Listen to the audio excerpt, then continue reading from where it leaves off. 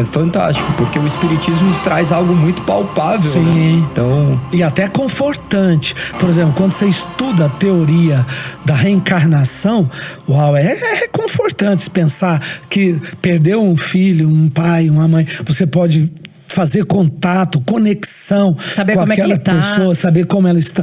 Isso conforta, né? Muito confortante. Só que, infelizmente, é uma teoria que não se sustenta. Ela não se sustenta.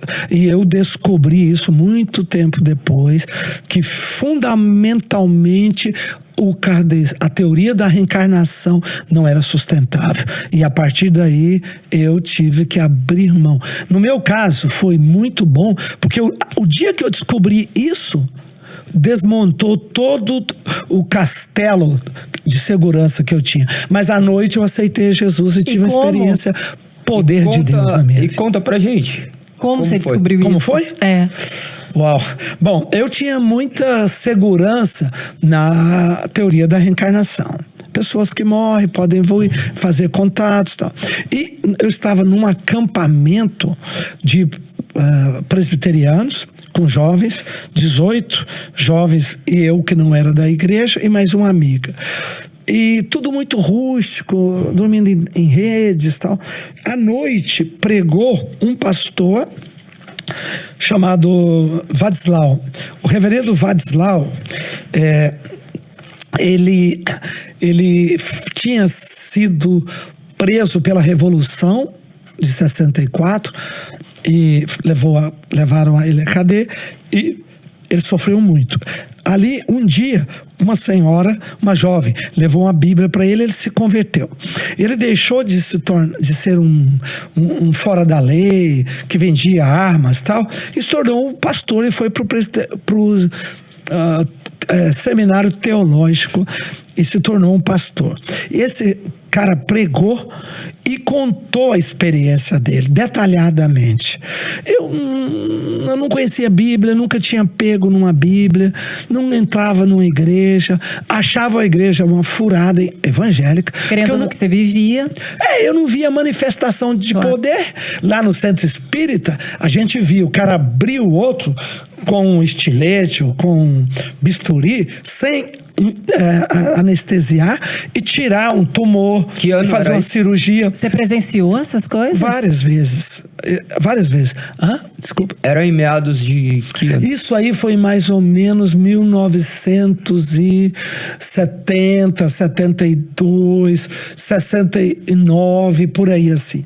Então, eu via muita manifestação e eu acreditava no poder das entidades, porque eu via o poder das entidades. Era a época do Dr. Fritz, né? Dr. Fritz, claro, muitos da nossa região. Passou bastante na televisão também. Passava. Eu já fiz cirurgias espaciais. Eu lembro que a minha mãe marcava horários e eu ficava lá na minha casa, horário tal, você vai ter uma cirurgia, tem que ficar deitado. Eu lembro que eu vivi isso também. Pois é.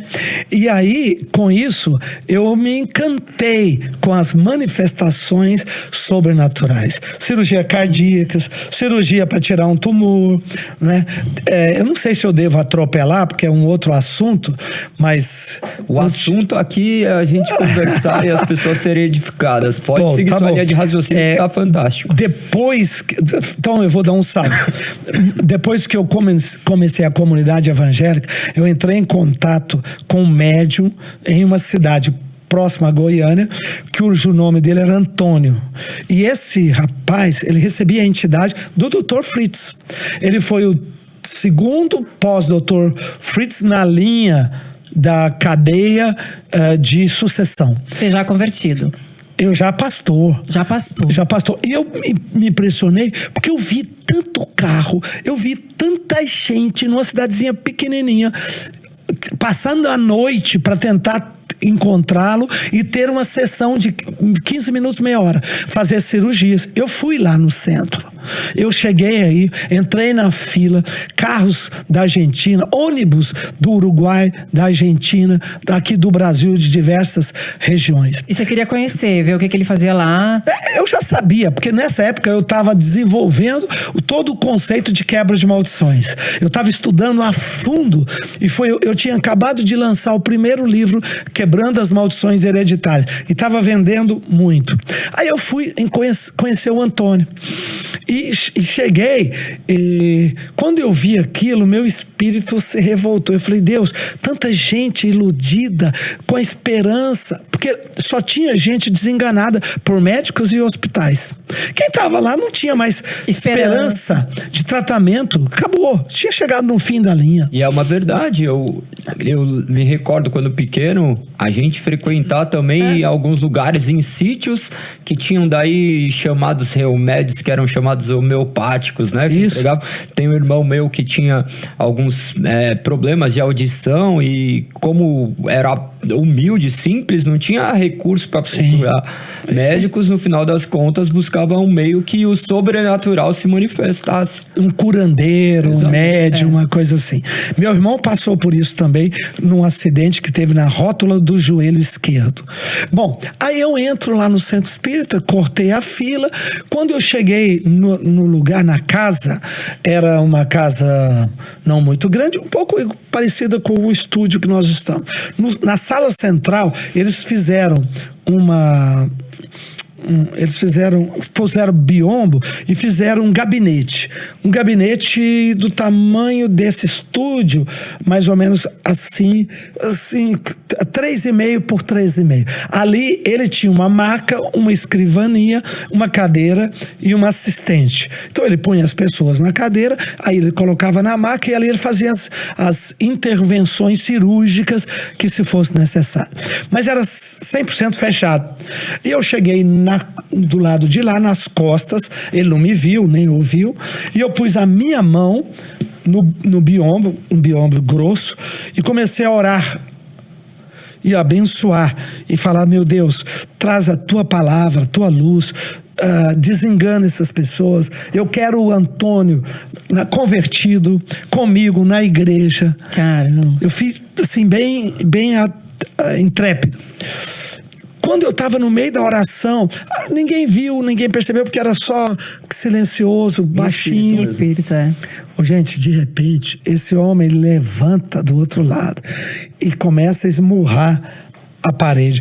Para que você está me atrapalhando, para que você cortou minha corrente, você veio aqui, quem te trouxe, eu não dei permissão, o homem da luz não podia ter mandado você daqui, um homem de branco. Aí eu assustei, né? Porque aquela...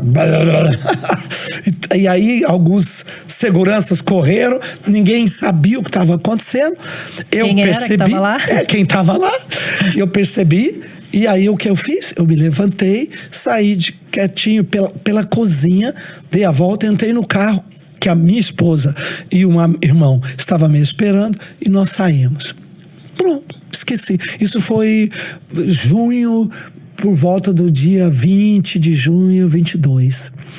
E a sua intenção era chegar lá e orar? Orar? Ou era ter uma consulta para falar alguma coisa para ele? Não, eu queria fazer contato com ele, conhecê-lo e pregar o evangelho, porque eu tenho esse carinho com as pessoas espíritas. Eu gosto muito, muito, muito, muito. Eu tenho muita paciência, porque eu fui. Eu entendo na palma da minha mão todos os mínimos detalhes. Por que eu criei a teoria da quebra de maldições aqui no Brasil? Quebra de maldições hereditárias. Para mim, contrapor a teoria da reencarnação. Quando o pessoal falava, eu não acredito em teoria da reencarnação, eu disse, não, mas eu tenho uma outra teoria melhor. Qual é? Maldições, bênçãos e maldições hereditárias. Como assim? A pessoa vai voltar? Não. Mas o legado espiritual, sim. Então eu construí isso baseado em alguns textos da Bíblia, a oração de Daniel que pede perdão pelos pecados dele e das gerações dos seus pais. Ou seja, o pecado das gerações dos seus pais estavam ali sendo cancelados pelo perdão, pelo arrependimento de Daniel.